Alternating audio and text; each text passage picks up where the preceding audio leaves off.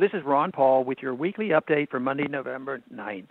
Last week, Federal Reserve Chair Janet Yellen hinted that the Federal Reserve Board will increase interest rates at the board's December meeting. The positive jobs report that was released following Yellen's remarks caused many observers to say that the Federal Reserve's first interest rate increase in almost a decade is practically inevitable.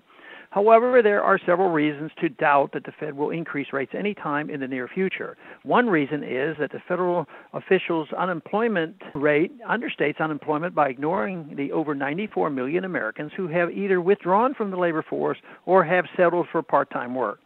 Presumably, the Federal Reserve Board has access to the real unemployment numbers and is thus aware that the economy is actually far from full employment.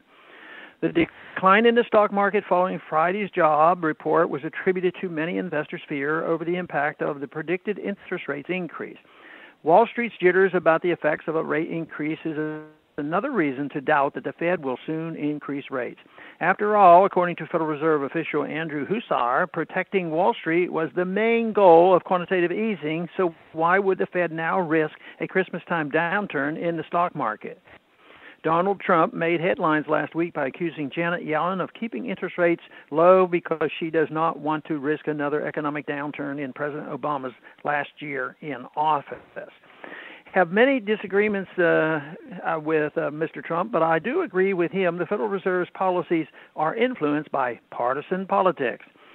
Janet Yellen would hardly be the first chair to allow politics to influence decision-making. Almost all Fed chairmen have felt pressure to adjust monetary policy to suit the incumbent administration, and almost all have bowed to the pressure. Economists referred to the Fed's propensity to tailor monetary policy to suit the needs of incumbent presidents as the political business cycle.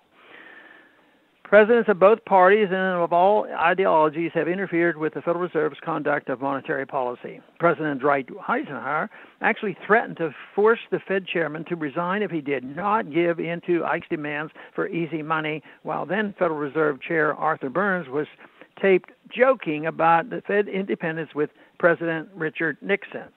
The failure of the Fed's policy of massive monetary creation, corporate bailouts, and quantitative easing to produce economic growth is a sign that the fiat monetary system's day of reckoning is near.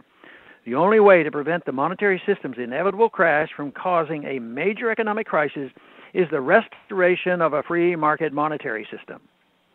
One positive step Congress may take this year is passing the Audit the Fed bill. Fortunately, Senator Rand Paul is using Senate rules to force the Senate to hold a roll call vote on Audit the Fed.